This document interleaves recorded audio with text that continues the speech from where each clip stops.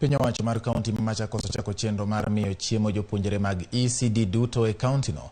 Ka oloso e kinde yawa yanga chenro no, gavana mar kaunti ma Machakos Wavinya Ndeti oyango ni jopuonjre 1160 mag ECDE mayudore e wards 40 biro chiemo e sikunde gi kokalo e chenro kamano. PP1 kod PP2 bende ibiro nyuane chakula tumboni masomo kichwani. Kaluwore gi Wavinya Ndeti, sirikal mare osetiyo kod omenda maromo Sh30 ma nyaka sani e chenro mag miyo jopuonjre chiemo e sikundegi.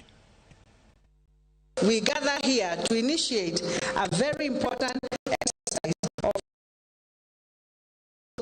especially the early childhood development education centers.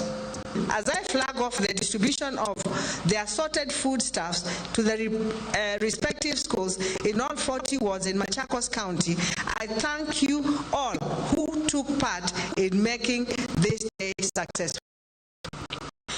As you all know, child development ECDE is a devolved function which makes our responsibility as a county government to invest in the early childhood development of our population.